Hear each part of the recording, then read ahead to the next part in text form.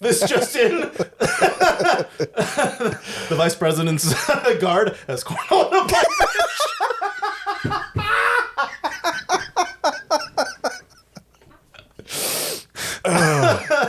Woo. Oh, God. Okay, I'm going to need to cool down after that one.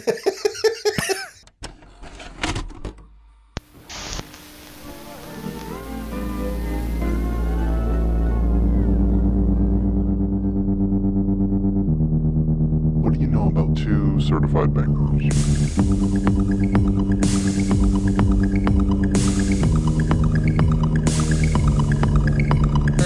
PhantasmaCast. Welcome back to PhantasmaCast, where we watch our favorite movies two at a time, and you should too. Today's double feature is 1984's The Toxic Avenger and 1987's Blood Diner. Two standout, low-budget indie horrors that exemplify an era of unrestrained creativity in the genre. Love them or hate them, we guarantee you've never seen anything like these films before. Before we get started, though, I want to remind you that the best way to listen to new episodes as they release is to subscribe to PhantasmaCast on Apple Podcasts, Spotify, or YouTube. And you can catch us on Instagram or TikTok by looking up PhantasmaCast or at 2CertifiedBangers. Now, Derek, on with the show. You're going to take us off for the first time in what seems like forever. You're going first. A long time, yeah. Allow me to lead. Thank you.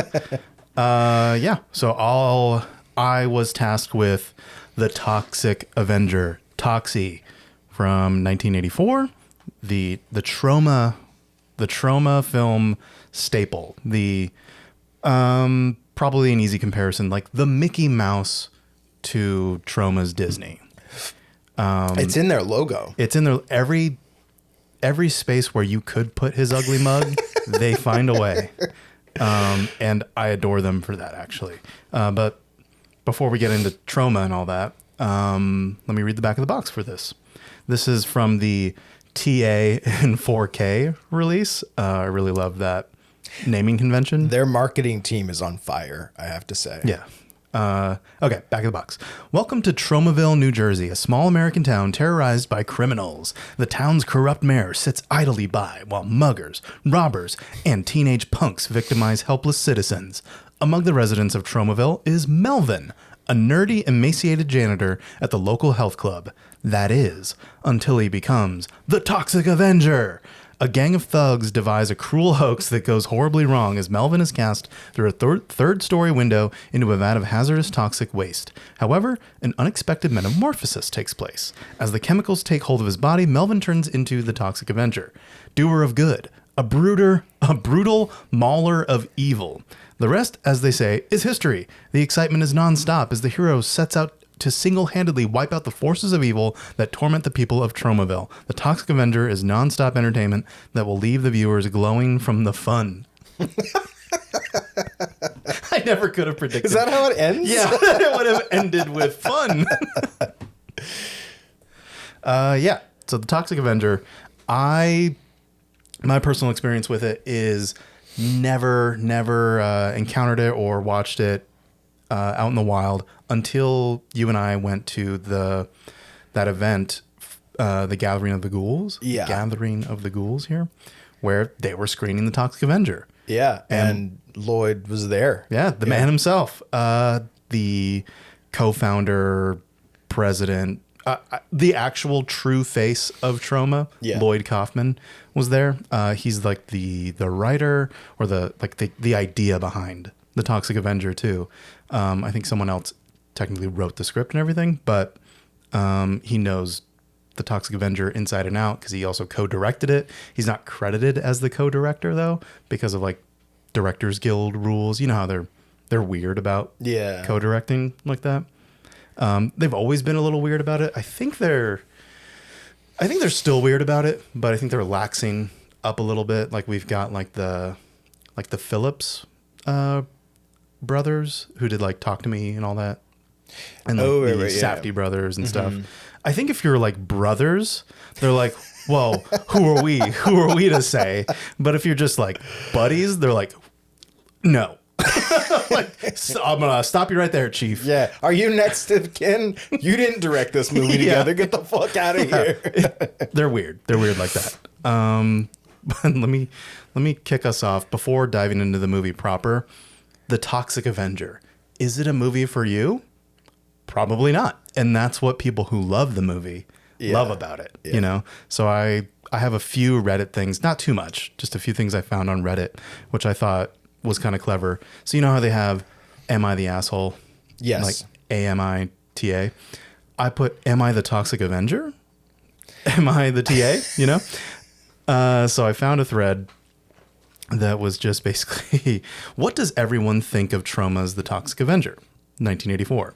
Because recently there was a remake done, which we have not seen yet, so no comment on there for anyone who might have clicked on it, this video or this episode thinking that we were talking about the new one. Sorry, no opinions on that yet. No, we're just cashing in on the SEO. Yeah. No, we had this like in the books for like a year at least. It's stupid how it lined up. Yeah. This and our Rogue One episode that just magically somehow lined up with the week that Andor season 2 released. Yeah, go check that out. Go check that episode out about prequels. But anyways, Reddit. What does everyone think of Troma's The Toxic Avenger, 1984? Liked the first one. Not a fan of 2 and 3. Haven't seen 4. I was screaming at the movie in confusion and laughter the entire time. I love Troma movies. They're like if John Waters did horror movies. The more trashy and offensive, the better. The world needs more Troma. I think that's Lloyd himself, probably. He's just created all these burner accounts to like promote the movie. That is a very Troma thing, right? Yeah. Yeah, that type of viral marketing. I think they like really not invented, but definitely used that type of like guerrilla marketing. Yeah. To get their name out there and use like kind of like any press at all about Toxic Avenger to get the word out. You hated it, loved it, thanks for seeing it, kind of thing. Like tell your friends how much you hated it or loved it, or maybe that'll get them to eventually maybe check it out, or it'll reach someone's ears who will be interested. Perfect. Or you might encounter this Redditor. I've never seen it. Thank you for letting us all know. Cool. Yeah. Had to type that out. It's probably also Lloyd too. And then I have 2 different posts, but I picked the best comment from each of them. One is just called, I have a question about Toxic Avengers. About Toxic Avenger, singular. I like dumb and ridiculous movies. Okay. I like dumb things like Malignant. Hold up. Accurate, but I love Malignant. It is dumb. Yeah. Malignant is great. All right, I already like this person. I really like crappy 2000s horror movies, and I like schlocky early 90s, late 80s horror. Okay. Is this you? Where I feel like there's a but coming. Oh, it's should I go for Toxic Avenger? Oh, okay. I've been wildly curious about those movies since I was in my early 20s, and I just love bad horror adjacent movies. Will these movies test my love for distasteful movies? The answer is yes. Absolutely. 100%. Yeah. Unapologetically, yes? Yeah. Yeah. Top comment that I found awesome. It certainly is dumb, ridiculous, and crappy. I think you'll enjoy it. But that's what the movie is though, right? It's low budget schlock, Lowbrow, crass, violent and gory, and what was it? Bad taste is a category that I would kind of put it in. Yeah. But entertaining is all hell, you know? Yeah, they aim to entertain you, and there's a huge amount of love for everyone involved who make it. Which isn't necessarily communicated in the final product. You think, what is this crap that I'm looking at? And everyone involved is like, I loved it. It was the best time of my life. Everyone, it was like the energy on set and afterwards is just seemingly super positive and conducive to like the love of filmmaking. So like, yeah, like as film enjoyers, we're like, of course, that's something to respect about this whole venture. Last Reddit post. The Toxic Avenger, one of the greatest movies ever made. Steroid-laced bodybuilders, cute gym girls, kinky sex, brutal child murder, cross-dressing, horrific body mutilation, morbid obesity, drug abuse, fast cars, yucky fast food, big guns, gruesome toxic waste, animal cruelty, sexual assault, grand operatic music, an invincible unstoppable monster, amputation, kick-ass karate moves, all in the awesome town of Tromaville. The Toxic Avenger is truly a national treasure, worthy of endless Academy Awards and highly deserving of preservation in the National Film Registry. And there's like 10 exclamation points after that. And the top comment is, I love this movie and have seen it so many times I've lost count. Your sales pitch makes me want to watch it again. Are you Lloyd Kaufman? You know, I didn't bother to check to see if I could find any reviews of this movie or either of these movies by some of the top critics. Like I didn't check for Pauline Kael's review of Blood Diner. I didn't check for Ebert's Roger review Ebert. of Toxic Avenger. But you know, those critics don't deserve these movies, you know, because they wouldn't have gotten them, I don't think. And that Redditor is exactly the kind of person that this movie was for, you know? Yeah.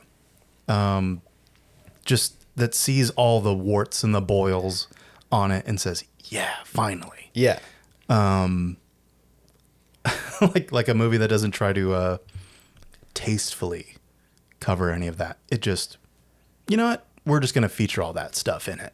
So the Toxic Avenger, right? For people who don't know, it's like the thing that put Troma Entertainment on the map. And, you know, Lloyd Kaufman and co have like kind of like ridden its coattails to the end of the earth. But I think rightfully so. It is like a tasteless, schlocky, like goofy black comedy, but there's still like a heart in it at the end of the day, that may not be for everyone.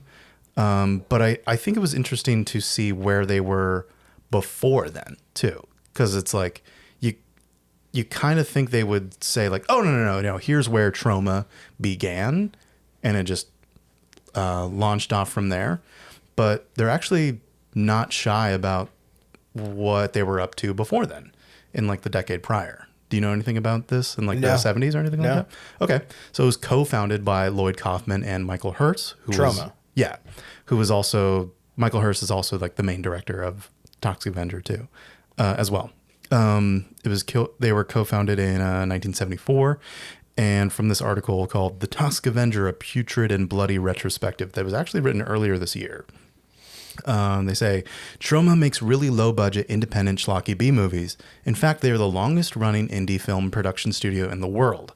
Yep, they're still going today after 51 years. The main face of Troma is really, again, Lloyd Kaufman. He's also the company's main producer, director, writer, and more. Troma began by producing and distributing body sex comedies, such as The First Turn On, featuring the now very famous Vincent D'Onofrio. The studio even acquired or produced early films of some soon-to-be big stars. And I wanted to bring that up because that is another thing that Lloyd Kaufman himself loves to like promote about Troma is like, you would never guess who would have gotten their start over at our quaint little Troma, you know? So some of the names that came up, and if you can think of others, I would love to hear them too. But here's the ones that are directly quoted in the article are Oliver Stone, Kevin Costner, J.J. Abrams, of all people. Do you know what the J.J. stands for? It's probably not John Jacob Jingleheimer. No, it should be though. But there is a Jacob in there. Jeffrey Jacob. I don't know if that's a joke, but it just says some 16-year-old kid called Jeffrey Jacob J.J. Abrams. Wild that he was like, I'll go with my 2 first names instead of just Jeff. Jeff Abrams. And I'm like, hey, Jake. He's like, don't like that either. Yeah. It's just not hitting right. It's just not hitting my ear right. I'm the old JJ. And then, of course, very famously, James Gunn. So then there was Tromeo and Juliet, a highly sexualized and bloody or typical Troma version of William Shakespeare's Romeo and Juliet. And this is where the James Gunn connections begin, and hence why like Lloyd himself has appeared in several of James Gunn's films. Yeah. And they actually include a screenshot of him in Guardians of the Galaxy. He's like one of the prisoners, like just shouting down from the rails. So I think that's really, really wholesome that he got Lloyd as a cameo for there. I also found this interview from Lloyd, interview featuring Lloyd Kaufman. I'm not going to go over the whole interview, but I just wanted to pull what Kaufman will say frequently about Troma and like why people like Troma movies. That's kind of like my thesis is like, this is like kind of like on the surface, a movie that is like in bad taste about bad things, but that people get a lot of enjoyment out of and like build a community around. So like, why is that? This is by Nate Yap from 2002. Well, Lloyd, I want to start out with the gate here with the big question. Why are Troma movies so great? Kaufman says, well, I'm not the person to, elevate my own work. Yes, he is. That's great. He is the most like sardonic, like just jokey old man ever. I love him.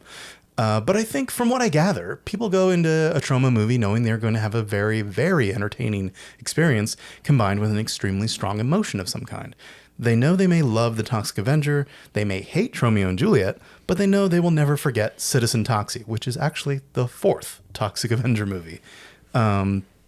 People know when they see a Troma movie, they're seeing something they've never seen before and that they will go on an unforgettable adventure in cinema. Doesn't mean it's, good. It is not The Godfather. It is not Titanic. It's not Goodfellas. But it's certainly unforgettable, like you said at the top. And when we saw this at the Gathering of the Ghouls, I was like, man, I don't know. I feel like I'm going to get let down a little bit because it's kind of been built up as this big like staple of independent, like gross out cinema. Almost also like a taboo of a movie too, Yeah. And I was like, okay, I'm ready to be let down. But I think I loved it from the jump. That was my first time seeing it as well. Okay. And I think like there's a difference between like watching a cult film on your own in your, in your den or your living room or something. Totally. And watching it with an audience, especially an audience of fans, because you instantly it's a communal experience, right? And everyone is noticing all of the warts and all of the glory at the same time, right? And we're sharing that experience. So it was a good play to watch it for the first time with an audience. Yeah, because then when you're on your own, you're like, oh, let's play the hits. Let's throw on Toxie, Yeah. And you might like see things like like the opening with Bozo and the gang. I love that the main like bully is called Bozo. Yeah. It's just the most apt name for that guy. You're stressing me, Julie. He's stressing me. I love those like, it's not like puka shells, but he's got like that kind of necklace on. I love his performance because it goes to like 12. And that's just indicative of the type of performance you're going to see in this movie. Yeah. And realizing, in a theater, in a crowd with fans, with that community for the first time, and they're laughing at it too. That's like permission to be like, oh, okay, they enjoy this shit too. Yeah. Great. Then I'm going to have a good time. Yeah. It's like when I watch a movie like this, and especially so with like, the next one that I cover, Blood Diner, it's like they are really low budget movies that are doing everything that they can to make the dollars appear on screen. Yes. Yeah. And part of what they're doing, you're not going to spend I think the budget for Toxic Avenger was like 500 grand. You're not going to spend 500 grand on a movie and make it some, boring French art house cinema thing and then hope you're going to make that money back, right? Lloyd Kaufman was like, we need to make something that will stand out, right? Right. And what stands out more than just like utter fucking batshit absurdity? And while it is like an original story, it is a take on like the superhero genre, really. Yeah, I think he said it was like, even then he was like already kind of sick of the superhero origin like tropes. So he's like, let's just do a send up. Yeah. Of that. so getting in early, and I love, and that I think that really speaks to Lloyd Kaufman's ability, or just the Troma ethos of recognizing a trend and going, great, we're going to do the exact opposite. Because he's a creator, right? He is a creative force, but he's also a businessman. So he's also a marketer, right? Yeah. And so like his movies, they're products, and he puts it on Front Street that like he's here to make money. Yeah. The very first line in the thing that I'll keep talking about for the rest of my discussion here, the very first line in the audio commentary to Toxic Avenger is, "This is Lloyd Kaufman. No need for this disclaimer. You already paid your money." Yeah. he has no problem being recognized as a showman, as like he's rolled into town with his circus of freaks. Yeah. And if you want to see something pretty fucking weird, give me your nickel and you will see something pretty fucking weird. Yeah, I promise you. Yeah. You may hate Romeo and Juliet, but you might love the Toxic Avenger. Yeah. It's just that from the jump for the Toxic Avenger, because even like the title sequence is just a bunch of people like working out at a gym, but it is kind of like they're all just like huffing and puffing and thrusting and stuff. So it's like getting like any like prudes who accidentally wandered into the theater for this are just going to be like, oh, Is no, this and leave. softcore? Yeah. Yeah. Which also nods to like their sex comedies from the 70s. It's like, yeah, let's leverage that. Like, people still like that. That sells, and that will always sell. But then we're going to really lean into like the comedy and the absurdity and the horror, because by this time, Kaufman says it was widely regarded as true that horror films were dead in the early 80s. So he's like, aha, that's what we're going to do. Then he saw the market. He's like, okay, that's a void in the market. Let's get it. Yeah. Very smart decision to make there. It's still a gamble. Filmmaking is a gamble, but that was a smart gamble to be like, okay, well, someone's going to pay for it eventually.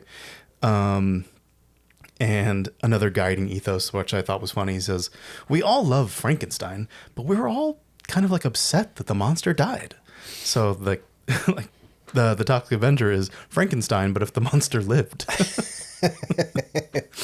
There's like some interesting little nuggets in here, like the hit and run aspect of like the main bullies of like Bozo, and I think Bozo, Wanda, Slug is another one. They've all got like goofy names like They're that. like a little gang of like they have this game for like, if we can run over people, and you get certain amounts of points depending on who you run over, and then they're gonna go and they take pictures. So they're these fucking sickos, and they're the beautiful people in the film. Yes. And that is based on a true story, or like a story that they read in the New York Post, of like these people who were arrested for doing that kind of thing, and they confessed to having a system like that. That's crazy. That is insane, because I'm like, oh no, this is just like a fantasy version of these kinds of bullies. There are some sick people out there, That is not to say that like every time you see a car, you're gonna be like, oh, they're gonna run me over. They're looking for points or whatever. But I still think it's interesting that was based in some kind of like reality. And speaking of that scene, the hit and run scene with the kid on the bike, having seen that for the first time in the theater, wow, can't believe they did it. I'm like, there's no way they do it. There's a reason there's the contains extreme violence in this movie. And it's because they run over a kid, and they don't just run over a kid. His head pops off. And they show I don't know if they show it directly, but the Polaroid that they take of the kid's body looks pretty realistic. Yeah, it looks snuff film. Yeah. Ish. And Lloyd somehow, let me come back to like his humor around this, but one thing he said about that scene is it was not very well received even when it was released. He recounts a time when like a friend or investor was brought into a screening and they brought their kids. And he's like, this film's pretty violent. I don't know if you should be doing that. And they're like, don't worry, Lloyd. Like, we've seen horror films before. And then after that scene happened, he says they didn't talk to him for 3 years after that. If there's something worth losing a friend over, it's good that it's a movie that you've made. It's good that your art. Yeah. The characterizations in this movie, like, I think are really on par with like a John Waters movie, in that you said it before, they take the performances up to 12, especially like the bad characters, the evil characters. They're very cartoonish and maniacal in how they deliver their lines. Yeah. They're like, we're here to do bad because bad's in our blood, baby. I think they're always like, their eyes are always wide. Like they just like got a whiff of good in the air, and it's like a pie on the windowsill, and they're like, I'm gonna come over here and fuck that pie. One of my I really hesitate to say like my favorite lines in the movie, but like one of the lines I enjoy hearing because it's so fucking ridiculous. I know what you're gonna say. So there's a scene where these guys, they show up at a Mexican restaurant with katanas on the wall. Yes. And they're there to rob the place, and you understand pretty quickly that they're not fucking around, right? So after they blow one guy away, who's like, you can take me as the hostage. He's like, oh, no thanks. Yeah. Fucking, they shoot him. There's a blind woman there. They shoot her dog twice with a shotgun. And they even have this shot where, like, I think they they threw blood on a dog and like slid it across the floor. I know how they did it. We can come back to that. Okay, great. Yeah. But the blind woman's, she's like, my dog, Carrie, no. And then one of the robbers goes, hey, Leroy, I always did want to cornhole me a blind bitch. What? Who writes that line? Who writes that? And then I remember seeing that and looking over at you, and you were tickled pink hearing that for the first time. It's ridiculous. Yeah, it's frankly hilarious that he didn't get through that take, or there wasn't like a single take where he wasn't laughing his ass off, saying like, I could wait, cornhole me a blind bitch. It sounds like a Rob Zombie line. You know what I mean? Yes. Yeah, that is a Firefly Gang line for sure. I bet Rob Zombie loves Toxic Avenger. Rob, if you're watching, drop us a line. Hey, yeah, I do it. At Tuesday to Red Names. Big fan. That guy who plays one of the ne'er-do-wells in the restaurant, should we say? Yeah. So not Leroy, the guy with the knife. I want to cornhole me a blind bitch. Did you know he actually only has one arm? Oh, really? Yeah. So when they blow his arm off, so they're taking advantage of the fact that he doesn't have an arm. You would think. They said, Lloyd Kaufman says they intentionally cast someone with only one arm. And so he's only, if you watch that scene, he's only ever using his left hand. Yeah. and he has this a fake ass looking rubber arm dangling from his side that we're just not noticing whatsoever. because he's over here going like, look at this, I'm about to corner me a blind bitch. And yeah, when he gets ripped off, so when he goes to like punch the Toxic Avenger, because naturally the Toxic Avenger jumps in right as he's about to do his thing on this woman. And thankfully he comes in, starts beating up this guy, and when he fights back, he's only fighting with his left hand, slapping him around, and then he rips off his right arm. and I think it's like a few moments before he realizes, oh no, it's gone, kind of thing. But it's like some fucking like those pictures you see of those like Secret Service guys. Have you seen these where it's like anytime you see a Secret Service person out in public, and they're around the president or something, they have a gun under their trench coat. Okay, yeah. But they're wearing fake arms. Yeah. To give the illusion that they're not prepared to bust a cap if you get too close. Yeah. I was gonna say, if a blind bitch runs up on them, they're gonna cornhole them. Okay. J.D. Vance's Secret Service detail. This just in. The vice president's guard has cornholed a blind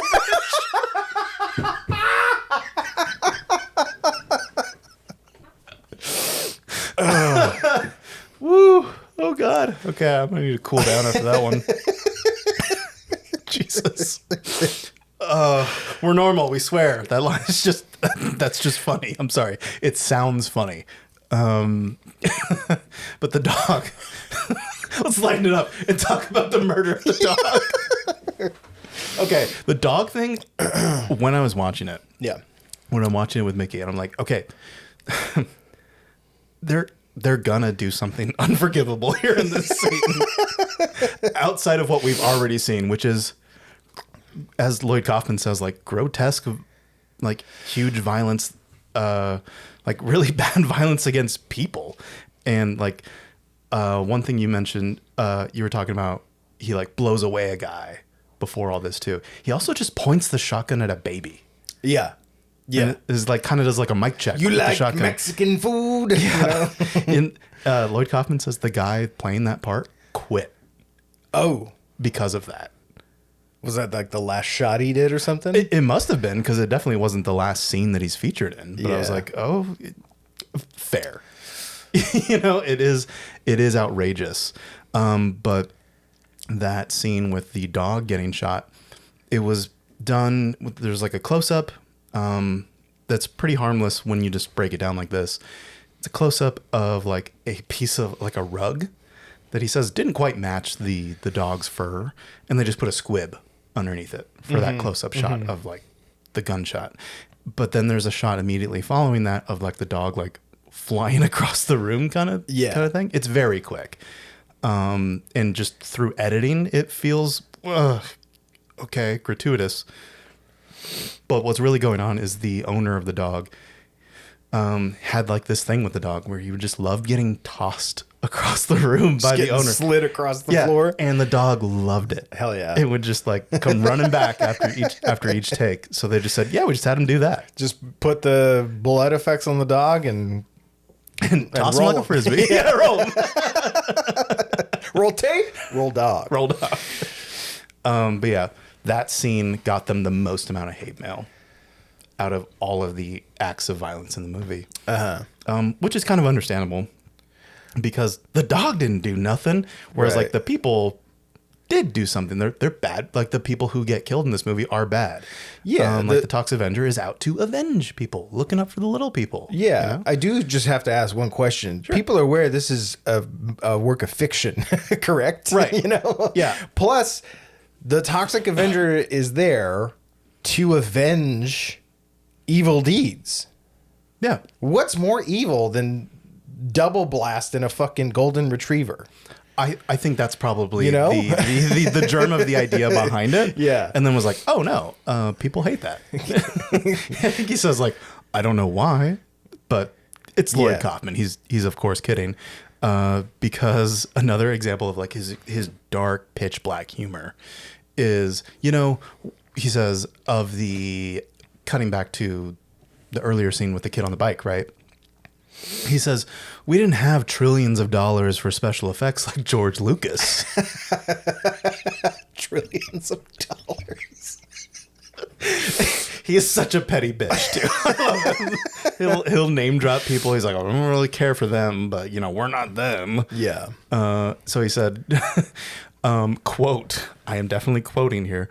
We would have, of course, preferred to use real children, but that would probably result in my having to spend what's left of my money on cigarettes for my bitch in prison.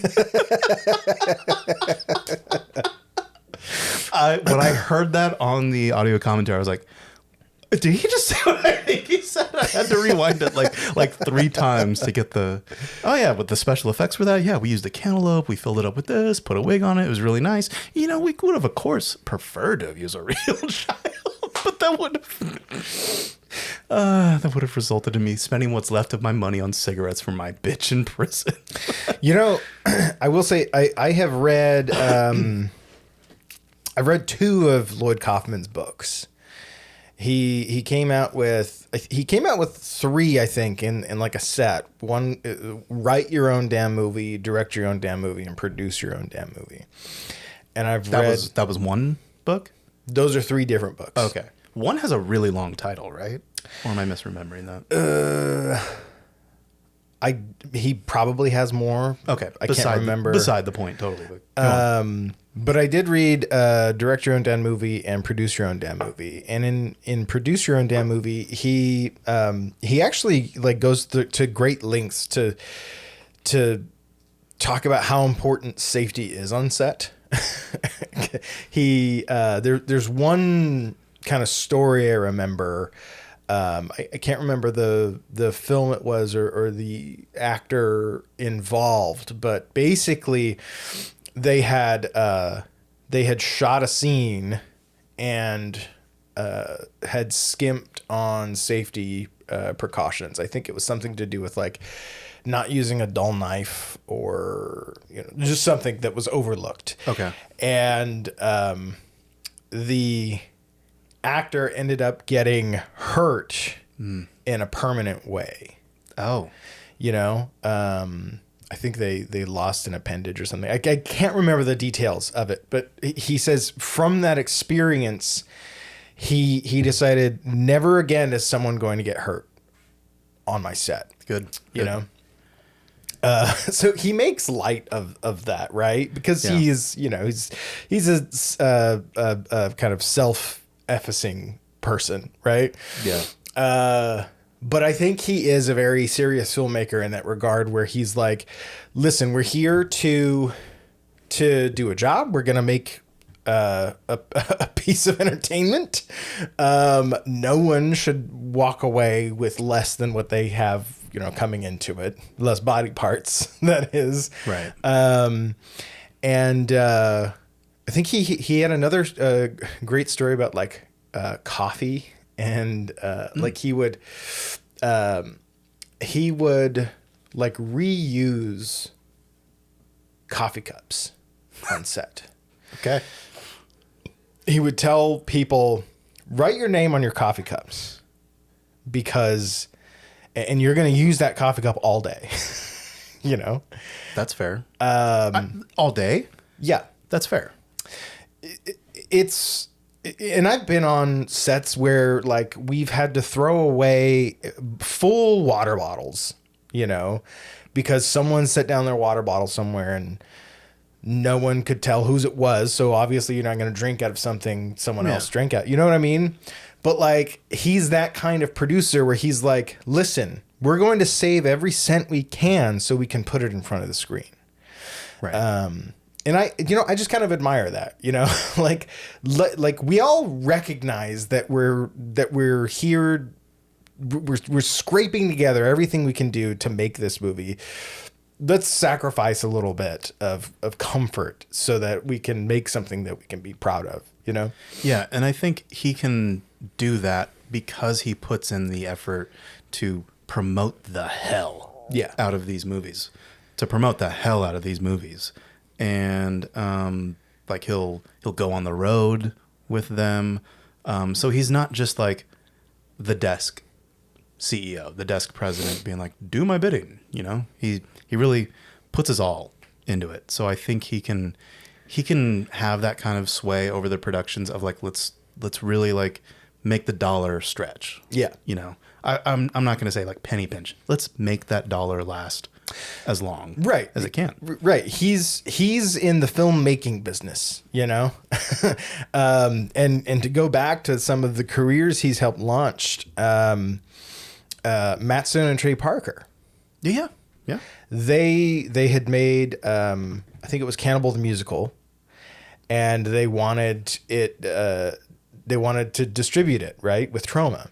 Sure. And I think the story goes that they met him at a Del Taco. He's just twirling some katanas. Sit down, boys. Yeah. And, you know, essentially he was like, look, I will buy your movie and I will get it some distribution, but you're not going to make anything on this. And when they went to protest, he was like, do you want the movie seen or do you want to make money? Do you want this to be something that is going to allow you to keep working in this industry, or do you want no one to see the movie ever and you have no careers after this? It's a kind of a crass, you know, business strategy, but I think when you're working in independent film like this, it's kind of true, you know? Yeah, I would appreciate that almost brutal, like, honesty of like, I'm gonna get it out. I cannot promise you that you will make money off of this. Yeah. Rather than like, this is gonna skyrocket you to the top. Your name is gonna be in lights.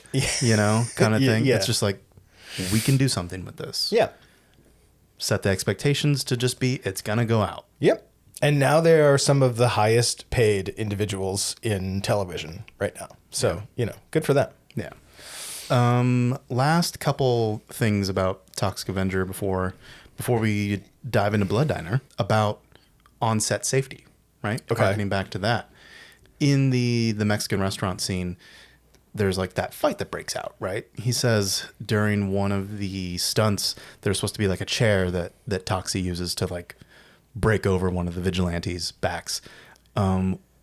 Someone handed him a real chair during that.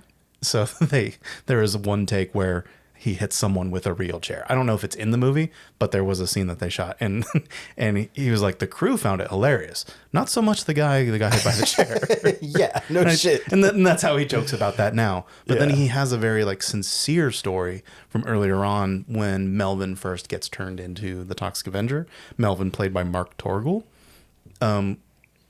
who he cites as like, okay, he was a guy who did a lot for Troma. He wasn't just, you know, Melvin, the Toxic Avenger, in this movie. So when he dives out the window into the vat of toxic acid, and then he like kind of wriggles his way out of it and is just like screaming and writhing on the floor, and everyone comes out and they're like, ah, and then Bozo's like, he's faking it, Julie, he's faking it, you know. During that scene, Kaufman says that there was a point out of all of the random like heavy shit that they put him through, like with the body transformation that happens later, like he was full support, and like he was just on board with that. Yeah, like went through that whole process just fine. For some reason, it was that moment while he was wriggling around on the ground that caused him to look up during one of the takes and be like, I feel like I'm being exploited. And that was like a wake up call to Cop. And he's like, okay, nope, we're stopping for the day. Thank you. And he like listened to him, and he said that's just like a moment that he'll always remember. Mm-hmm. And he just like, that's like a moment of like earnest reflection on Lloyd Kaufman's part, to be like, if your actor speaks up and says this, listen to him. Don't be like, don't push him. Like, they're there to make the movie too. Mm-hmm. You know, if they feel like they're being exploited, they probably are. If it's come to that point of them having to like speak up during this scene, you maybe took it a bit too far. So what was the fix? What brought him back? Just listening to him, Yeah, in that moment and stopping. He was like, okay, now I feel like I'm working with a guy who's not just exploiting me. Like he actually is listening to my concerns and Yeah. okay. So he's just reassured. Yeah. Lloyd Kaufman didn't really elaborate on it past that. He was just like, I'll always remember that part. Yeah. And I'm glad he said something about that. And the last little thing I'll leave you with before we dive into Blood Diner is Kaufman's opinion on what is like the lasting appeal of Toxie, of the Toxic Avenger. He credits the dual nature of him, of like this grotesque looking, like violent Avenger, but he's also like a sweetheart too. He like helps little old ladies across the street. I love that moment where the woman's trying to like open the thing of popcorn. He's just at the window like, care if I give it a shot, you know? And he hands it back and it's popped now. Yeah. It's just popping out and just like, oh, you know? And then, you know, he has Sarah, the blind woman. Yeah. His girlfriend, who he truly loves, and she loves him back. And She feels his face. yeah, She's like, you're beautiful. you're beautiful. Yeah. And he's like, like smoke starts to appear. He's like, I never felt this way before. I can't believe we've gone through talking about this whole movie. And like the biggest shock actually with watching this movie is how he's walking around going "Rawr" at first, but then we don't see his face for like a good portion of the movie. But Yeah. when he speaks, it's like, hello, sir. Yeah. Like It's very all-American, you know, Clark Kent-y kind of. Superman. Yeah. He's like, sorry, those hooligans were roughing you up. Yeah. Like, I probably went a little too far. Thank you for your patience, kind of thing. So he talks like that with Sarah, and, you know, it's great. I love that aspect of him. But Lloyd Kaufman says he's an outsider with a heart. Some people only ever see him for his appearance and his violence and not his warmer, softer nature.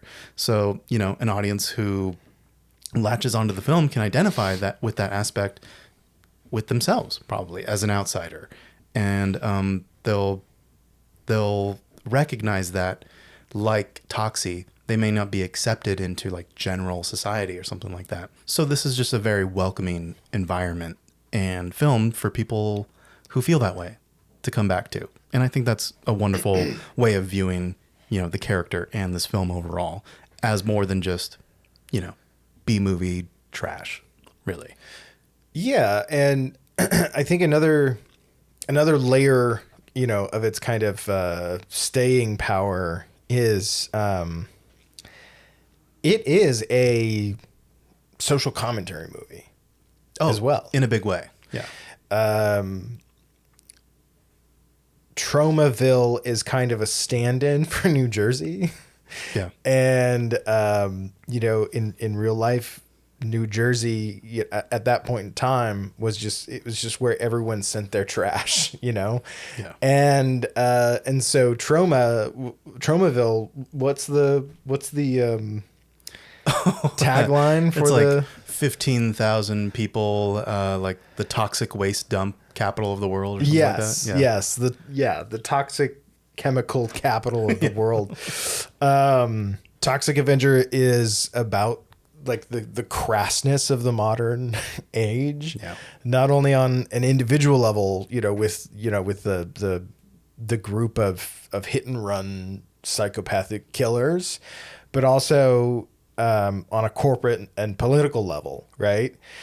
The thing that turns Melvin into Toxie is there are these barrels of toxic waste that are just kind of carelessly being transported on the back of this truck with no safety precaution, and the two drivers in the truck are just, these bumfucks who they don't care what they're transporting. You know what I mean? Yeah. So like it's a comment on the carelessness of these corporations and the complicity of the political class that like enable that kind of thing, right? Because the mayor is on the take. The police chief, who is a Nazi. It's the bit exactly from Young Frankenstein of we've got to get the doctor, and then he's like accidentally Sig Heiling during that. Yeah. The police chief is like mein Führer, my mayor. Yeah. You know? And it's like, and it's not ham-fisted. It's not heavy-handed with how it's delivering that commentary, because yeah, you're right. Like, I think the thing that people kind of attach themselves to is the good nature of Toxie. But you know, I think Lloyd Kaufman is also just like, would love it if you indulged in going a little bit deeper and thought about who exactly is he fighting in this movie. Yeah. It doesn't even pretend to be like high-minded or intellectual in its pursuit of the politics of it. It's there. It's on the surface, but it doesn't want to be didactic about like telling you what, like, have you ever noticed the evils of society? Really, it's like the evils of Tromaville. It really like it emphasizes that like you were saying, like the carny aspect of it, of it being a sideshow, really, the American sideshow. All right, on to Blood Diner. Let's do it. Grab a table at the Blood Diner, a cut above the rest. The Namtut brothers run the most popular restaurant in town. Popular, that is, if you're the county coroner. Oh. The head chef has a real human touch with his special recipes, a killer lineup of delicacies made from human flesh. One of the most insane and over-the-top horror comedies ever made, Blood Diner is presented here fully uncut, restored from original vault materials, and features a buffet of tasty new supplemental features you'll just die for. So Blood Diner is about a pair of brothers who they run a vegetarian restaurant, but underneath it all, a very popular vegetarian restaurant. Yeah, in the middle of the city. Yeah. Weirdly. It's not this. No. I kept expecting it to show up. But you know, the movie starts off with them as kids, and their uncle Anwar is this like serial murderer cultist who's taught them, the ways of Shitar. And Shitar. Yeah. And so he is killed by police off screen, but like the next scene is the brothers grown up and they're digging up his grave, years later. Yeah. And the really funny thing is we get the first kill in the movie, and it's just a security guard coming up and being like, "Hey, what's going on here?" And then Michael pops up behind him, bashes him in the back of the head with a shovel, and his eyes just pop out. Yeah. And their reaction is like, tee. Yeah. And then they ragdoll and just like toss him into the other gravestones nearby or something. Their whole thing is so they're trying to resurrect their Uncle Anwar, who in turn is his whole mission is to create this kind of Frankenstein woman of parts of virgins. And no, maybe not virgins, but yeah, it's like some like specific kinds of women. Yeah, some esoteric Egyptian type of who knows thing. Yeah, I'm hoping it's completely made up. No, because my culture is not your ritual. But they're trying to awaken this monstrous goddess by building a body out of body parts of women that they kill, and they use the rest of the bodies to make dishes in their restaurant. Yeah, that's gleefully so. That's the plot of this movie. Yeah. I laugh every time they say Shitar. Shitar. One thing I love about this movie is kind of like in the same vein as like Toxie, is like the main characters of the movie, Michael and George. Yeah. George Michael. Right? They're horrific killers, like on a very like Jeffrey Dahmer level. Oh yeah.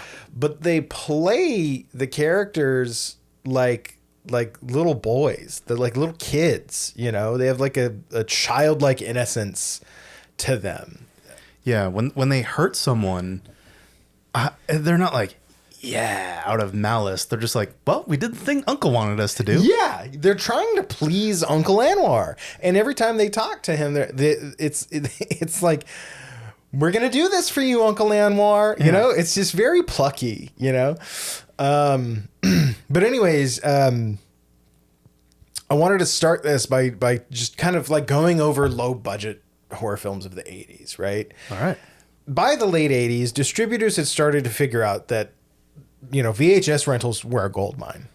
Yeah. You know? Yeah, we started the 80s, like Lloyd Kaufman said, horror's dead. Yeah. He's never been more alive thanks Exactly. to this innovation. Especially with horror films and their lurid cover art, you know? So a lot of these studios, they either developed or absorbed arms that would kind of produce and distribute low budget films with the specific intent of, that most of their revenue would come from their home video release. Yeah, like if it made money in theaters, great. It is gonna make money Yeah. in the home video market. So a couple of examples. You have Embassy Home Entertainment, which has made an appearance on this show. Avco Embassy, which killed Winter Kills. Winter Kills, yeah. The bastards! But you know they put out The Fog, Scanners, and Howling. They did the home video release. Okay, they're you know? all right, I guess. Charlie Band's Empire Pictures Entertainment. So we get Reanimator, Ghoulies from Beyond. Charlie Band worked a lot with Stuart Gordon.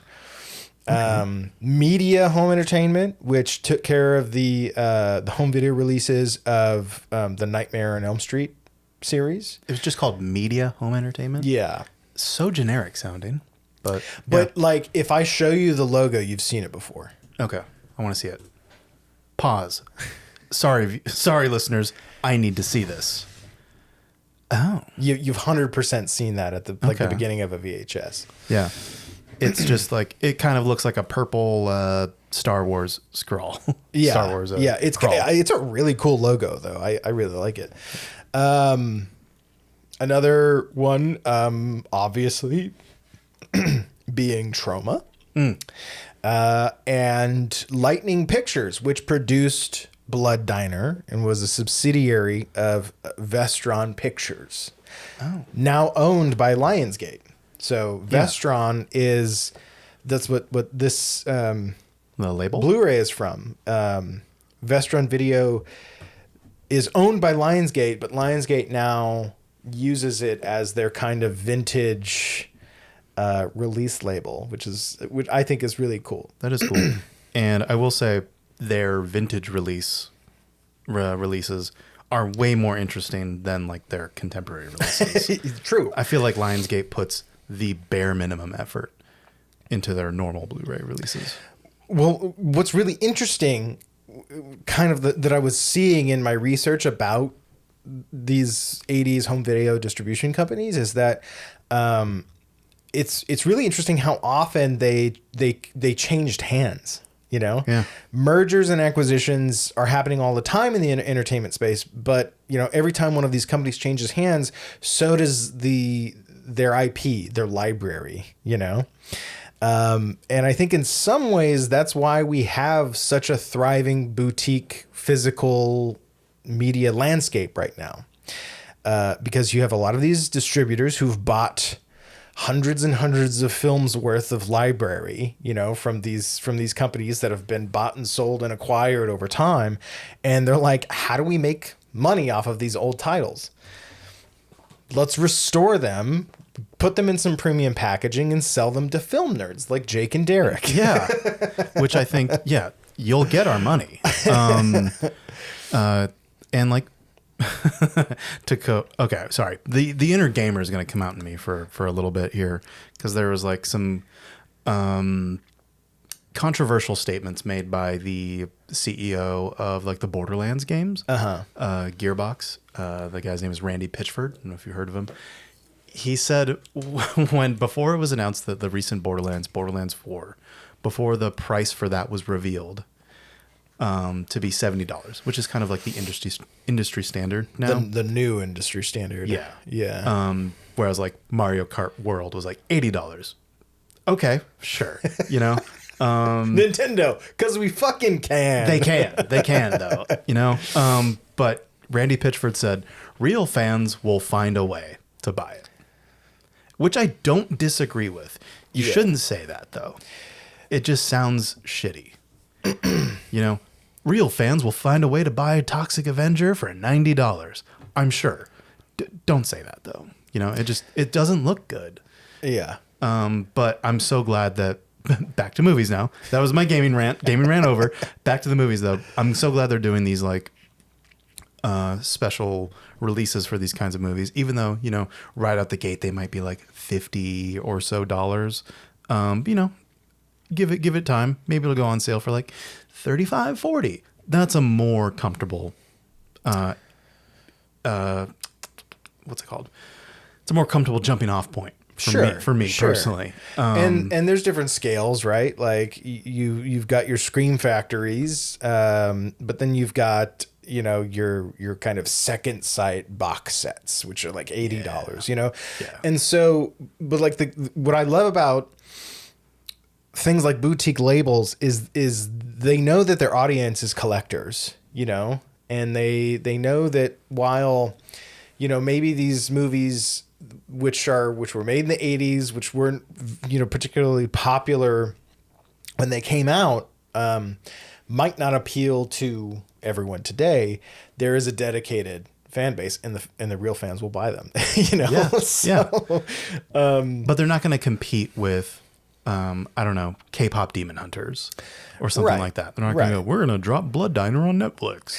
And that's where I think, you know, I believe in creating multiple streams of revenue, right? Where you know, these distribution companies can make money in a lot of different ways, not just like these big tentpole blockbusters. You can put a modestly budgeted film out on either physical or streaming or whatever, and still make some money back. And you're still in the black, my man. Like, Hollywood accounting, no one knows how that works. Right. But and that's where, you know, like movies that are now like 40, 50 years old at this point still have revenue generating value, you know.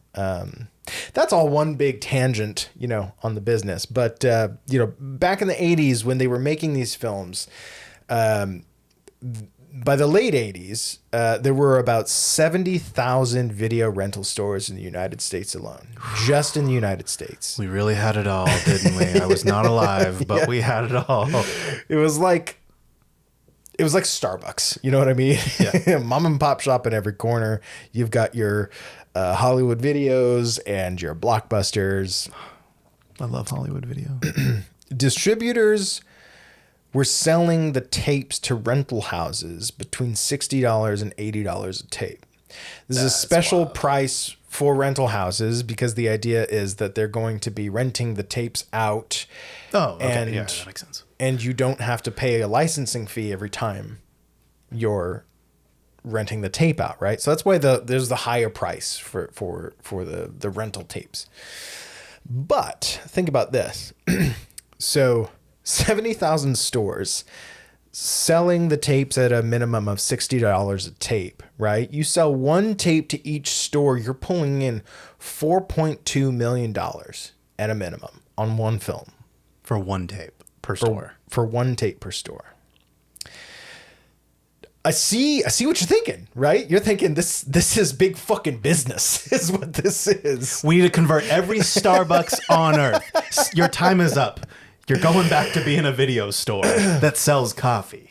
So all of this to say that like the mid to late 80s, there was such a landscape of there's lots of money to be made, and the way people are consuming media, going to video stores, and we see these covers, right? And like that seems pretty intense or scary or sexy, I'm going to do that, right? So like they're making movies so that they can have covers to sell the movie on. You know what I mean?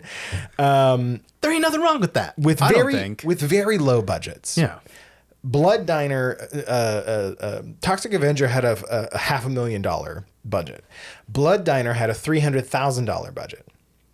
So you're making a movie for $300,000, knowing that, you know, at a minimum, you're probably going to make $4.5 million off of it in the video market.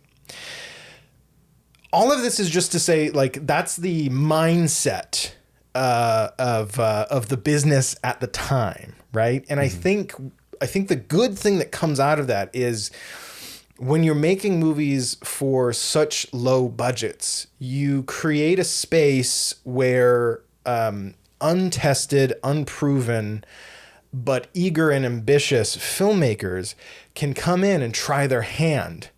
The stakes are high for them, but I don't think they're all that high for the companies that are putting up the $300,000. Right. There's a good symbiotic relationship between the creators and the sellers. Yes. Right. Whereas like now it's only a seller's market. Uh-huh. And that sucks. That really fucking sucks. It's, the pool now is at such a place where like, I think horror is in a very kind of art house place right now. So, we're getting, pretty weird stuff, true, but it's not controversial, Yeah. Yeah. Right. And it's not, again, I still like them. Yeah. It is not like capital F fun. Yeah. Goofy, irreverent. It's like not, this. it's not, I'm going to make a movie about, some dudes who like are selling human meat in a vegetarian restaurant. Yeah. Or we haven't even talked about what they do with their uncle after they dig him up, which was extract his brain from it and like do some little voodoo in a bag. And now he's talking. Yes. And he's just a brain in a jar with some eyeballs. Yes. Who's constantly like yelling at them. and he's like, bring me a virgin. We don't have that. And it's not me being like, we need more misogyny in movies anymore. That's a product of its time for sure. Fun is also like eternal. Fun will come back. We need more fun. Yeah. We need more opportunities for filmmakers to because they're competing, because the competition is so high, you need to do something bold and out there and absurd to capture people's attention rather than kind of rely on these algorithms to tell you what a safe movie is to make that's guaranteed to make $1 billion. You know what I mean? Yeah. The algorithms are good for bottom lines and not good for creators. Really. Yeah. Yeah. And we had that in the 80s and we fucking lost it somehow, But again, all of that to say that is the kind of marketplace atmosphere that allowed a movie like Blood Diner to exist, in my opinion.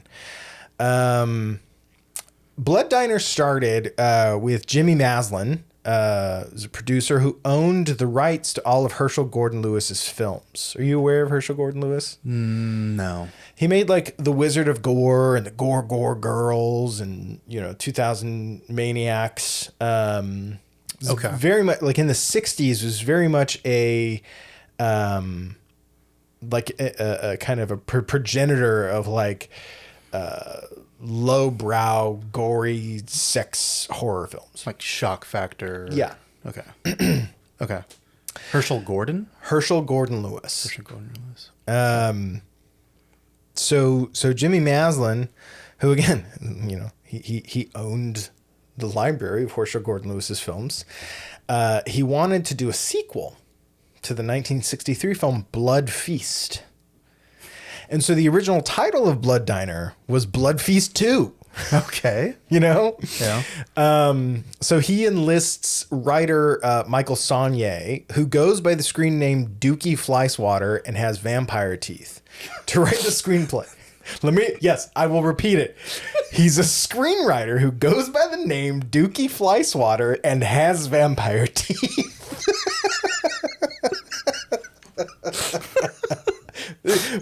I had to do a double take in his interview. Motherfucker has vampire fangs, and there's a point. I'm like, okay, I get it. It's self-expression. You're doing some body kind of mutilation stuff. Good, but it gets in the way of talking. And there's a certain point in the interview where he tries to drink water. It's just got water coming down his lips. I'm like, how is this comfortable for you, my man? He's doing an Andy Kaufman style bit. Entrenched for years. He's like, oh, you want to talk to Michael? Okay, let me go get him. Yeah, so you're like, that's the motherfucker that wrote Blood Diner, for God's sake. Okay. Jimmy Maslin pulls in the little sister of his girlfriend at the time, Jackie Kong. Oh. Who had just finished directing a film called Night Patrol, which, in Jackie's words, went platinum in the video market. Oh, okay. That's a music term. Yeah, that's exactly what I was thinking. I was not aware that films could go platinum, but what do I know? Yeah. I was not in the industry in the 80s, so by all means, that could be it. But Jackie Kong, I love her. I just want to put that out there. I love her. I think she's a pretty inspiring figure. I do think she talks out of her ass a little bit, though. I mean, so does Lloyd Kaufman. Exactly. I still love him. Exactly. Yeah. She in the audio commentary for the film, she makes a lot of claims like these were things that were never done before, and I'm like, that's not true. I love that.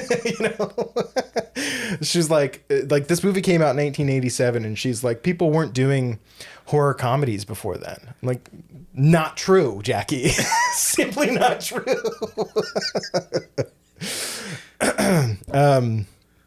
Regardless, I think she's a fantastic director. Yeah. So Jackie Kong reads the script, which at this point is still called Blood Feast 2. And she refuses to watch the original Blood Feast because she didn't want it to color her vision of the movie. Yeah. She decides the film needs to lean more toward comedy and absurdism. Which, again, had never been done before. Right. And it's actually unclear where the comedy elements came from, because all three of them, Jackie Kong, Jimmy Maslin, and Dookie Fleiswater. You just wanted an excuse to say that again. I'm so glad I didn't lean back and sip from my tea. It would have gotten all over us. We would have had to pause the recording. All three of them take credit for making the film more of a horror comedy. Oh, okay. So I'm like, I don't know. The jokes were mine. It says all of them. Yes. But I think in the end, Jackie is a filmmaker driven by vision, and I don't think anything would have gone into the film she didn't agree with. Right. So at the end of the day, it's Jackie's movie. Yeah, that's right. You heard it here, folks. We're all tour theory. So Blood Diner was made on a budget of $300,000 and shot over 18 days. Jackie maintains that the Bond company that insured the film didn't believe she would be able to bring it in on time and under budget, so they forced her to give up her directing fee should that happen. Oh, just preemptively. They're like, this is going to bomb. Yeah. No money for you. Like, you're not even going to be able to finish the movie. So before insurance will kick in so that we can finish the movie, it's going to come out of your paycheck first. Even though she already had Night Patrol, which went platinum. Yes. And she told him yes. She said that. That's exactly what she said. Really? Yes. But Night Patrol went platinum. I don't see what the what the deal is. Okay. So Jackie got the fuck to work. She's shooting at breakneck speed with an inexperienced talent. Jackie insisted on 3 weeks of rehearsal time, at which point any improvisations were worked out then. So, $300,000, and it's a very ambitious movie. There's lots of special effects. There's lots of locations. There's lots of characters, and they have to shoot it all in 18 days. It's frankly nuts. So she casts unknowns, obviously, and Michael Burke, Rick Burke, who plays Michael. Rick Burks was the lead singer in like a punk band. No shot. Hold on. Yeah. He unfortunately, I think shortly after the movie was filmed, he died in a car accident. I'm reading that as you said it. Yeah. It's really sad because I thought he was actually really good in the movie. 28? Yeah, man. I think his bandmate was driving drunk and they got in a car accident and he died. That's shitty. That sucks. I think he could have had a career. I think he was really good in Blood Diner. He's got a look, yeah, to him. I'm more than, and not to immediately shit on the other actor or anything like that, but like George was just like the goofy guy, and he was the more. He says George Carl Crew, in his own words, says they wanted him to play George retarded. Okay. And he was like, well, I'll just play him slow. not going to talk his way out of a paycheck and be like, no, I'm not going to do that. Don't say that. Yeah. Yes, and? Yeah. So, no, but yeah, you're right. Rick, who played Michael, did have a lot more opportunity to be charming. So Jackie is up against this 18-day shooting schedule, and she's working with people that like have never been in anything before. And so she's like, we're gonna do 3 weeks of rehearsal. We're gonna hash it out, and we're gonna know exactly what we're gonna shoot on the day. Yeah. And this guy's name is Dookie Flyswatter. You got any questions? Point him at Dookie. Jackie planned out the shoot obsessively, putting together a 30-page packet outlining the lighting setups of every single shot in the film. She planned out everything in advance and made her talent come to set off book and ready to shoot. Often shooting scenes in 1 or 2 takes. Wow. Okay. Cinematographer. Go ahead. I was going to say that explains all of the scenes with the detectives. Yeah. A little bit of shape. It's been years. I think they're grown. They're grown. They'll understand. They can take it. They can take it. I think what Jackie was looking for was interesting. It's really interesting. It is surely interesting. Just that scene where the guy detective is like hitting on the Janet Jackson fucking cop. Yeah. He's like sticking his tongue out. Yeah. Yeah. Like in the middle of a crime scene where it's just body parts and blood everywhere. That's Jackie's idea. She's like, she's like, do it more, you know? Okay. She's a fucking freak, dude. All right. Cinematographer Jörg Walter said Jackie was incredibly precise with not only her vision, but the schedule. It helped them get the shot and get out without doing a lot of takes. This helped them move quickly under their tight budget and schedule. And he says that he was appreciative that she was always very present in the scene.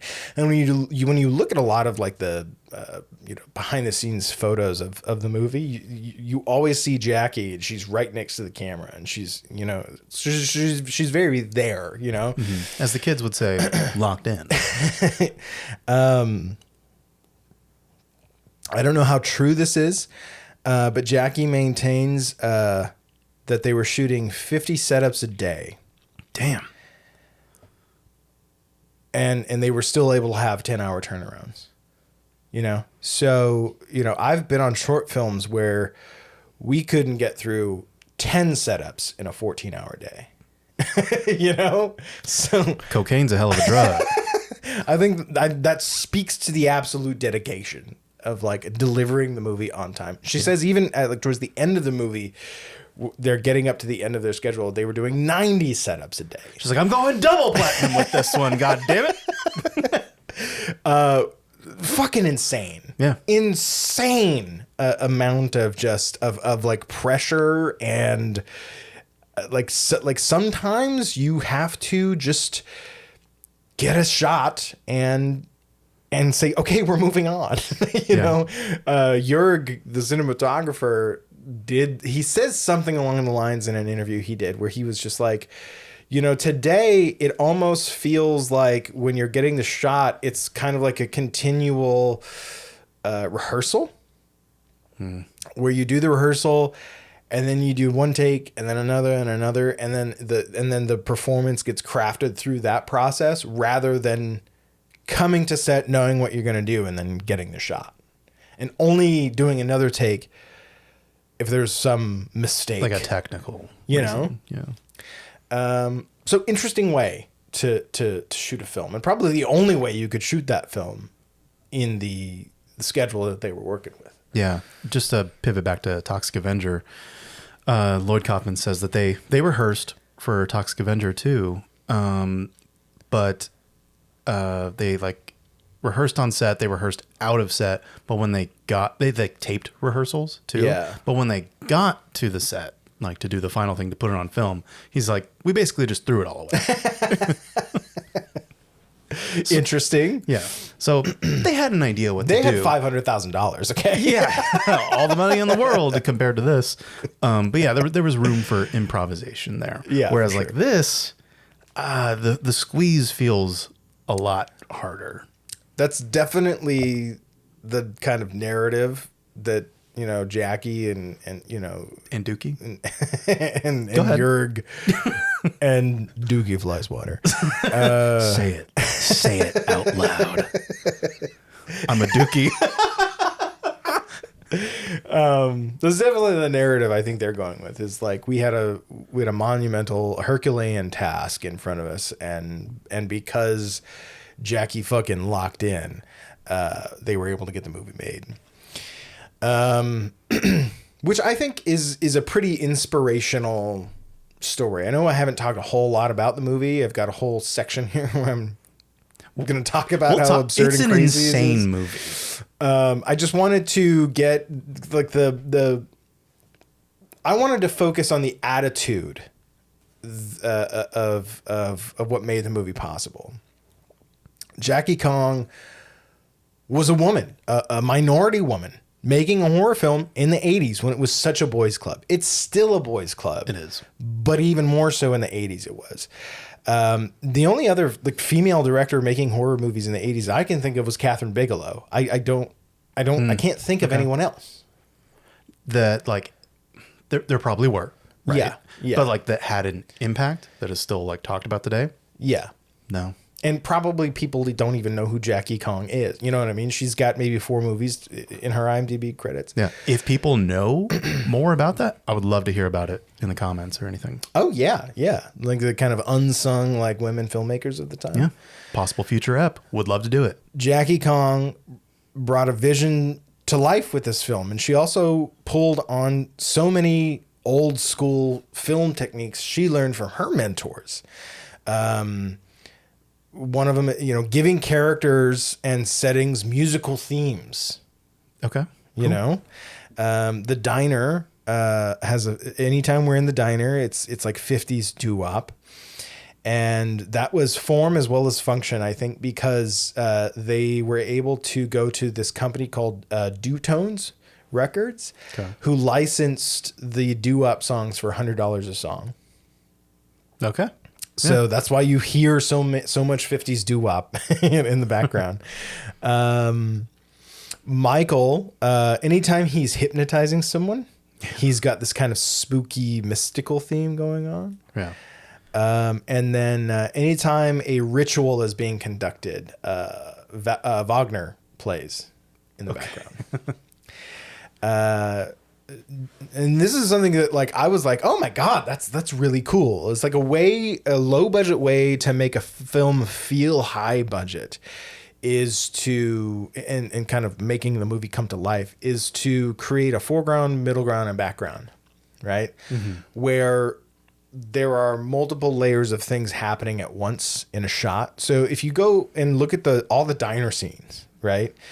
You'll see something is happening in the foreground.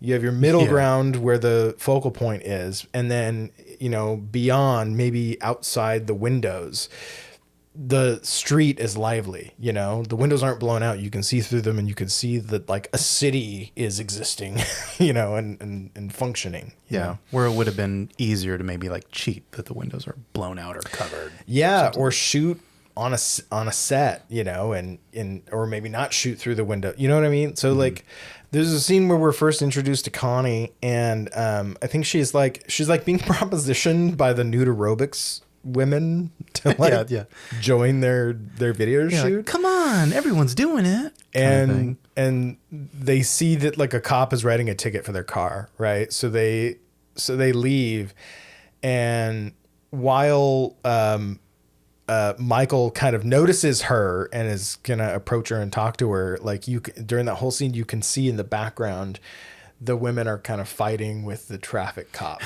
through the window. Okay.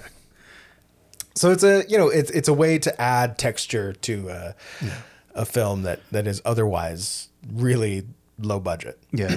Or think of the moment later on with the male detective when he comes up to that scene that happens in like the cove or something like that. And he's like kind of scratching his head with his gun and everyone's losing their mind because there's this grisly murder that just happened. And he's just stumbling through the crime scene up to the chief who's like, God damn it, give up the Sheetar, the Tutman thing. He's like, oh, I don't know, Chief. And there's like this whole slapstick convention going on. Like that gun is gonna go off, but everyone's like sirens are going off, the lights are going off, and then that guy who was there is like, who got knocked out. He's like, it just happened so quick and everything. They like some paramedics come by and just grab him and stuff him onto the stretcher. And he's like, he's being carted away. Yeah, there's a lot going on. There's a scene is happening aside from what we're focused in on in the scene, quote unquote. But that that's a good point that you bring up, is that like a lot of the times when we have scenes with the detectives, they're usually doing some kind of exposition, right? And so what Jackie does is she puts the camera on a dolly, and so they're walking and talking, and we're following them. Yeah, no need for like tons of setups. One setup, one shot. Yeah, no back and forth. Like, hey, we're gonna do this in a wide on a dolly, and that's the shot. You know, she had like, I think she could only afford 1 day of crane work, so she's like, I was running all around Los Angeles getting my crane shots to get her establishing shots or transitionary shots. You know, like you don't think about how expensive it is to get those shots. Especially in the 80s, like you had to go and film that to get your establishing shots to help, kind of move the movie along. Yeah. Do you know if, I'm thinking of a very specific scene, which tickled me. Do you know if she used the same shots over and over? I'm thinking of the scene where George runs over that biker in the van. And I felt like we saw the same shots 3 or 4 times because that scene goes on for like 2 minutes.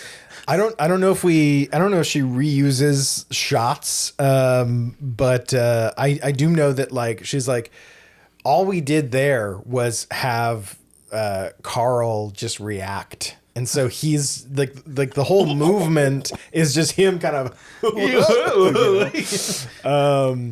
but what she did do was she did reuse extras quite a bit. Okay, that's smart.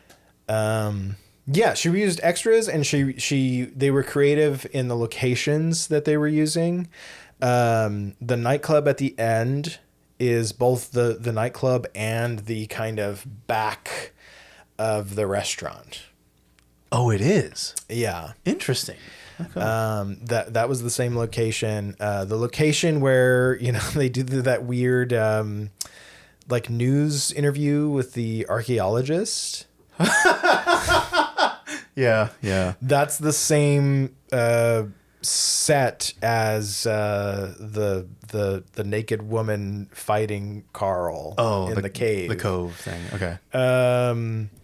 And yeah, like they said the way that she was able to get extras is she knew a couple of bands and all this is shot in Los Angeles.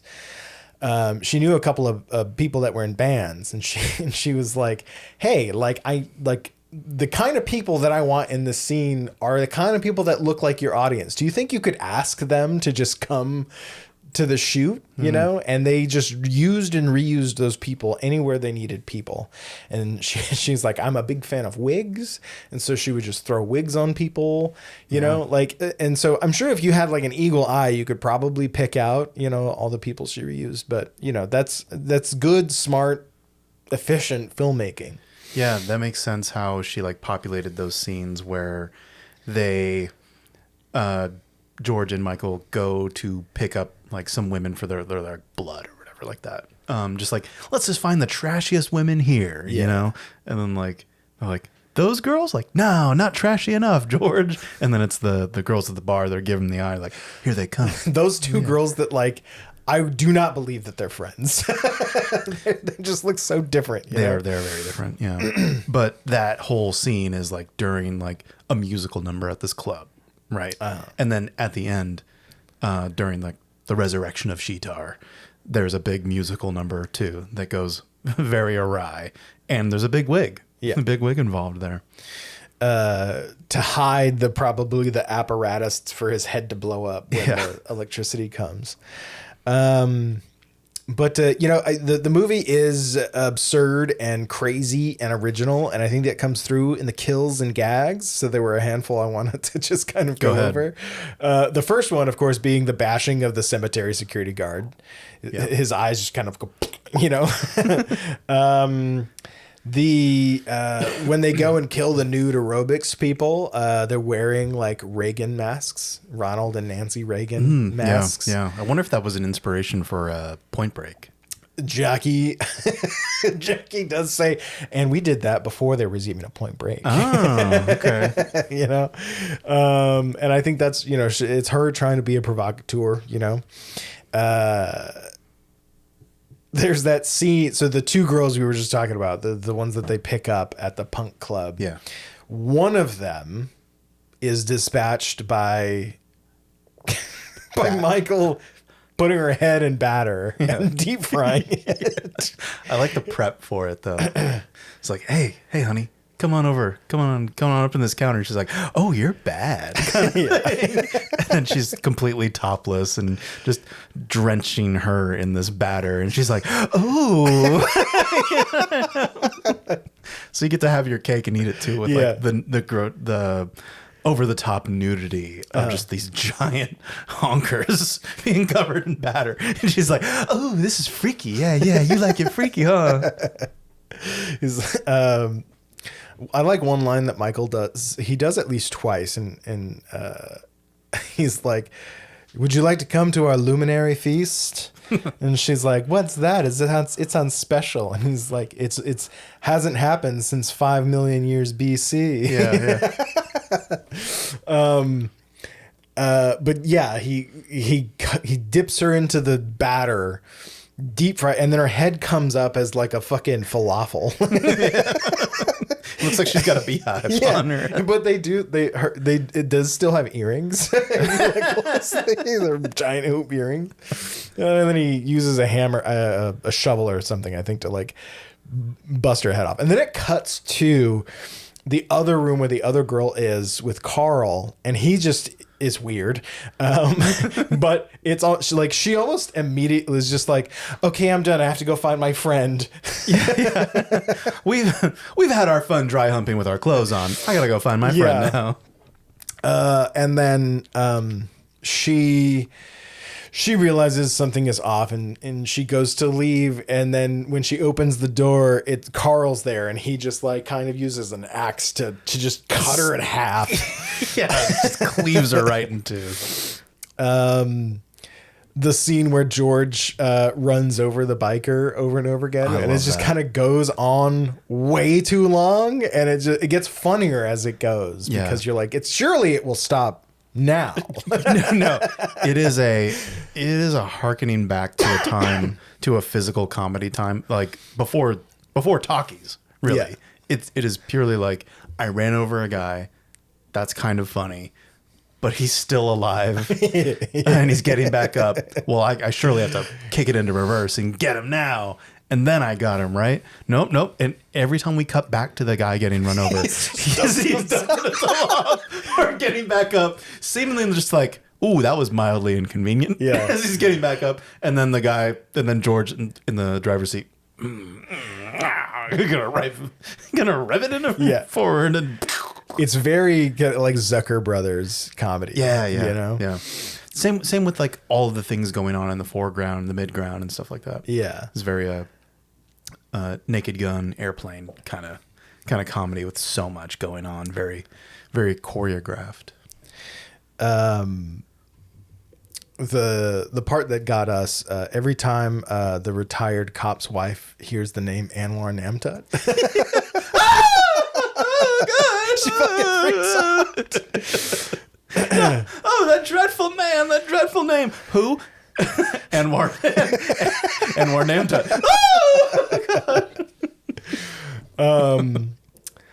Cutting off Stan's arm when the Tutmans go to confront him. Oh my God. Okay, He's the guy that's trying to steal their like recipe. Yeah. And what's his big quirk? We'll get to that, Derek. Okay. But they go and cut off his arm, but they cut off both of his arms, right? So he's trying to drive away. He's trying to steer the car with arms that are just shooting blood the whole time. It's hilarious. He's like, oh boy, they got me. They think they got me this time, but they ain't got me. But yeah, to that point, this character Stan,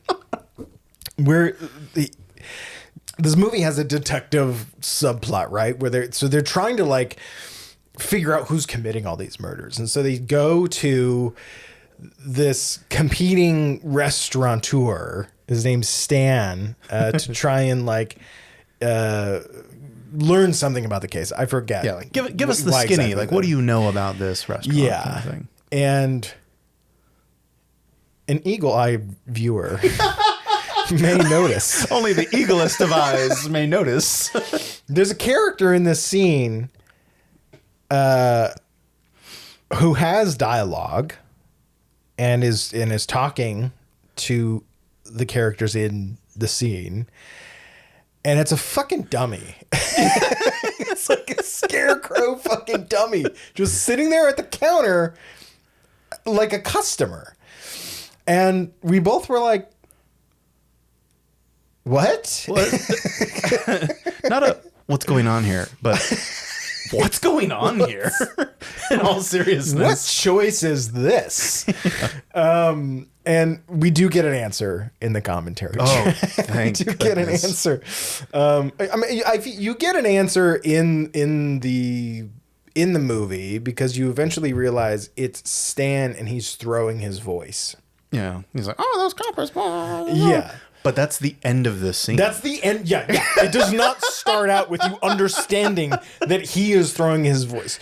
You're like, did the person that was supposed to be in that scene today not show up? And they were like, let's just throw a dummy, you know? And the weirdest thing is that the cops look at the dummy with complete seriousness. Oh, interesting. Yes. Thanks for that information. So anyway, Stan, blah, blah, blah. So a human was scripted to say those lines. Okay. But Jackie wanted to show how lonely Stan was and how bad at business he was. That the only person he had to talk to all day was this dummy sitting at the counter. Not a backstory that is telegraphed very well in the diegesis. Sure. In the reality of the movie. Yeah. But makes perfect sense once it's explained. But like, it is the most fucking out there fucking idea, you know? And, you know, we in hindsight, we can say it probably wasn't done the best it could have been done. No, but it does get a laugh out of me when he shows up at their restaurant with the dummy in the back seat, and the dummy's like, "No, Sam, don't go in there." It is funny. It's so weird and out there that it does make you go, well, that's unique. You know what? To Jackie Kong's credit, they sure as shit weren't doing this back in the day. Yes. They weren't doing that in the movies. Yeah, it's the first time I've seen anything like that. Yeah. So yeah, to bring this all to a head, I just think it's so cool to me that the 80s was a decade so motivated by profit, right? That the idea behind attracting viewers and dollars wasn't to play it safe and fit into this like prescribed algorithm for generating the most amount of profit possible. It was about being original. It was about setting yourself apart and giving audiences something that they had really never seen before, like a talking fucking dummy. Don't do it, Jackie. You're gonna go double platinum. And that kind of filmmaking was rewarded, right? Like there was an infrastructure in place to foster talent like Jackie Kong. Now everything is just so high stakes that these film conglomerates, they're just so risk averse, right? That they only want to make things that will pull in $1 billion. That's all they want to put their energy into. And there's very few spaces where new talent and non-Nepo baby talent can have this like proving ground for wild ideas, you know? Mm-hmm. We've learned the wrong lesson from that success. Uh-huh. Instead of being like, well, that's the exception, they said, that's the new rule. Yeah. No, it's not sustainable. Even like today with A24, which is like the de facto indie powerhouse, right? Like, I think they play it really safe. They're doing weird stuff, and they're doing stuff that kind of like challenges people. And that's great. Like, we need that. And I love those things. Yeah. And I really like their new deal where they're self-distributing their movies now. Yes. Those releases look great. Another dig at Lionsgate. Looked terrible. Looked very boring and normal beforehand. Now they look distinct. But even A24, like they're still treading ground movies like Blood Diner and Toxic Avenger were doing, and doing more controversially 50 years ago. Yeah. So, you know, I look at these two movies as that, as two movies that, like, here are two filmmakers. Well, you know, I think Toxic Avenger was co-directed by two people. Yeah, right? by Lloyd Kaufman and Michael Hertz. Here are a group of filmmakers who just really fucking tried something, and gave us an experience, gave us a world in both their respective movies, right? These characters, these settings, these scenarios, they exist in worlds wholly their own, you know? I think that there was a certain business model at play that allowed that to happen. That unfortunately just kind of doesn't exist anymore. Right. Yeah, there's no formula. As much as the movie business would love for there to be a formula for broad appeal, yeah, I just don't think that's a reality. I think a lot of people will go see a certain movie, like the Minecraft movie or something like that. Yeah. It doesn't appeal to me personally. And like, you know, people who don't particularly like Jack Black's style of comedy or Jason Momoa or anything like that, they probably won't go see it either. So there's no broad appeal there, even though it's the biggest video game on the planet kind of thing. So that's what they were banking on. And it paid off. It made like $1 billion or something. Yeah. But then so did the Lilo and Stitch remake, you know, sadly.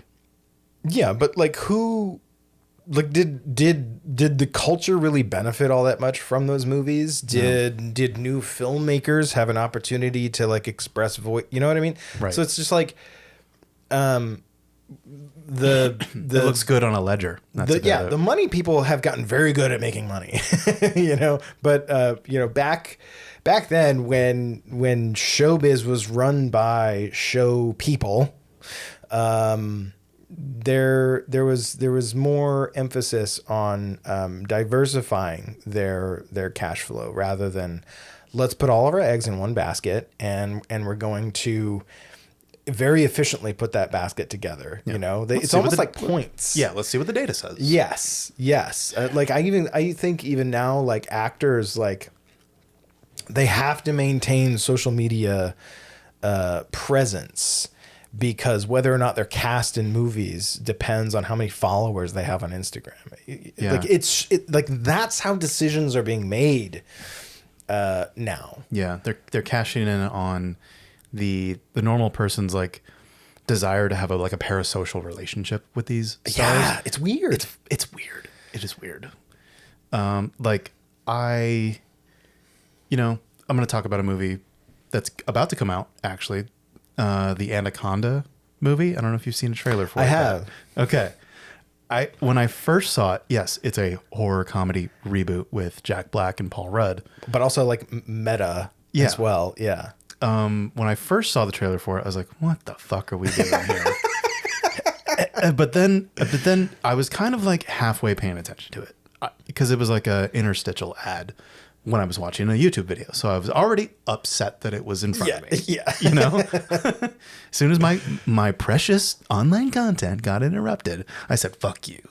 But then a light bulb went off in my head when I realized that they weren't abandoning the idea of the giant snake coming to kill them halfway through this ad, that was still there. And it was only because their attempt to remake Anaconda was failing so spectacularly with like a real anaconda. They're like, we gotta go in the jungle to get the real anaconda. It's very kind of like like King Kong, which Jack Black was also in. He's like, I've been there before. Yeah. It was great. Let's go to Skull Island. Yeah. You know? But I think that looks dumb. But it also looks fun. So I'm like, you know what? Great. That's exactly what I was. And it was while I was like preparing my notes for this episode. Yeah. Thinking the same exact thing. Like, we need more dumb fun. Like, It's stop like taking it so seriously. I'm so glad it's not a serious like reboot. Right. It's like in a world where like, okay, like we're gonna have a reboot, remake, requel, prequel, whatever cumsock filled fucking piece of shit.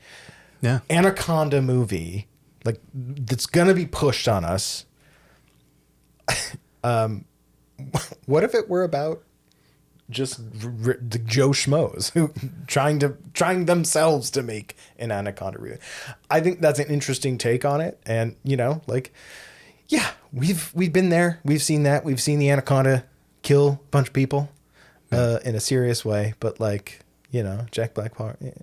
I think I'm more in favor of it than I am against it. Yeah. I had the exact same reaction of like, no, what are we doing? What are we doing? What are we doing? And then, okay, hold up. Earnestly watch it. Yeah. Okay, hold on. You're like, okay, this is interesting. They might have something here. Yes. And I'm just happy to see Paul Rudd in something that's not Ant-Man. I'm happy to see Jack Black in something that's not Minecraft, not the Mario Brothers movie or something. Yeah. He's still gonna Jack Black the the hell out of it. Yeah. But I don't know. I want to see their dynamic. Yeah. I think that's worth the price of admission, which is another thing that I don't think they've been doing very successfully really in movies nowadays, is having that locked in tangible chemistry between two two leads of Paul Rudd and Well, Jack how Black. could you when you're only looking at their fucking Instagram follower count? Right. You know what I mean? Right. Everyone has this idea of like these, I ship them together. Yeah. Or something. It's like, Yeah.